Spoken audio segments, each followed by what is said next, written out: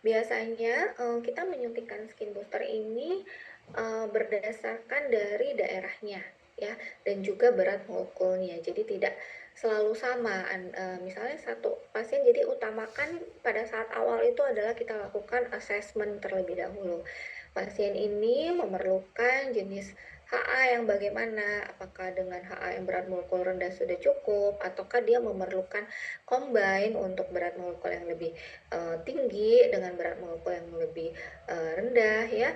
Contohnya pada pasien-pasien yang memang sudah usia 40 tahun ke atas, biasanya sudah ada wrinkle di daerah periorbitalnya ya. Jadi kita biasanya mengkombinkan antara berat molekul yang rendah dan tinggi ya. Jadi pada tampilan gambar di depan ini saya memberikan gambaran bahwa pada pipi kita akan melakukan penyuntikan horizontal retrograde, sementara pada daerah periorbitalnya kita akan memberikan suntikan yang flat blanching, atau bisa juga kita lakukan secara horizontal atau dengan fanning di daerah tersebut ya. Nah, jadi pada pasien ini kita lakukan penandaan grid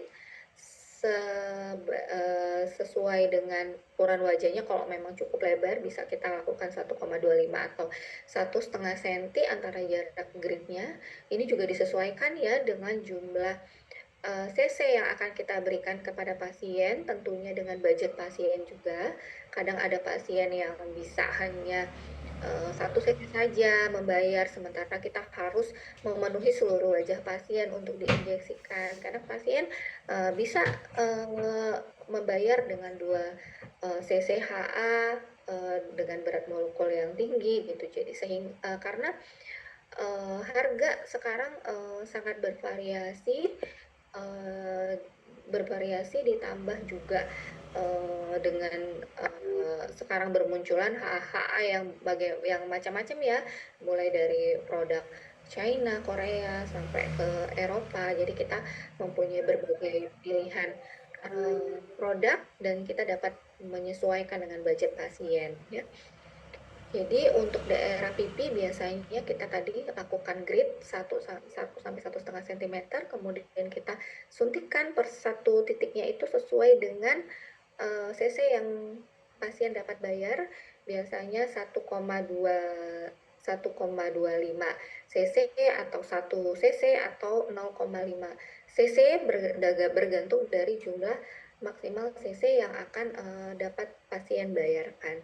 Untuk daerah periorbital kita lakukan flat blanching seperti yang pertama saya jelaskan. Itu kita lakukan, kita berikan dikit saja dengan berat molekul yang ringan, kemudian yang rendah ya, kemudian sehingga sampai dia blanching ya, ditarik dengan retrograd ya, atau juga dengan papul kecil-kecil di daerah periorbitalnya juga bisa.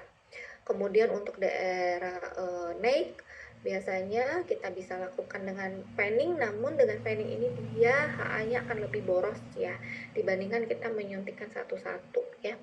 Jadi kita bisa juga suntikan satu-satu dengan teknik retrograde horizontal di sana ya, atau juga dengan teknik yang flat blanching juga bisa, karena daerah leher juga cukup tipis ya. Oke, slide. Nah, selain pada daerah periorbital ya, sekitar mulut dan nasolabial juga dapat kita injeksikan ya, dengan sama tekniknya adalah vertikal horizontal ya.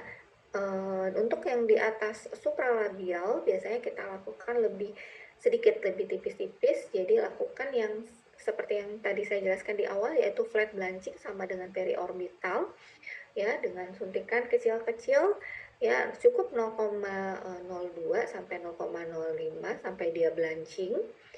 Kemudian marionette juga kita sama, suntiknya dengan nasolabial dengan pipi, yaitu dengan teknik horizontal retrograde.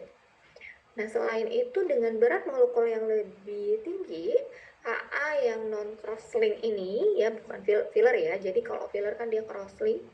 Jadi HA yang non crosslink dengan berat molekul yang tinggi itu dapat juga digunakan untuk mengisi volume pada tear trough ya. Jadi kita menyuntikannya sama, hampir sama dengan penyuntikan filler yang soft.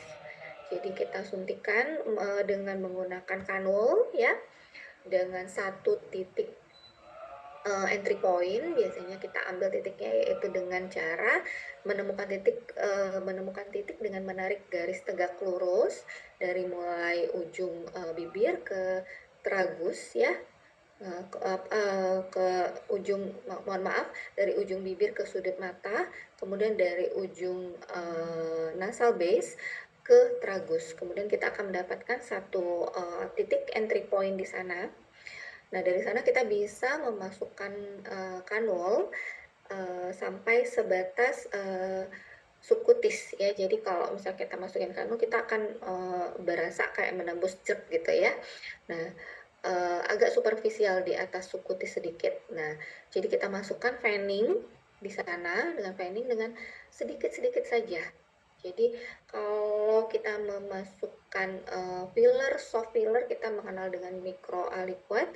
Nah, sedikit-sedikit seperti itu kita masukkan ya, sambil kita ratakan, karena juga kalau misalnya kita terlalu cepat membolus juga dia akan bisa menimbulkan efek di sana jendol, mirip kita salah tindal efek, salah memasukkan seperti masuk filler ya. Jadi juga perlahan masukkan dengan sedikit-sedikit saja sambil kita ratakan ya. Biasanya yang kita gunakan adalah 0,5 cc per 1 sisi, jadi totalnya 1 cc untuk 2 sisi ya. Itu bisa banget untuk pasien-pasien yang takut menggunakan filler tear trough, itu bisa kita gunakan.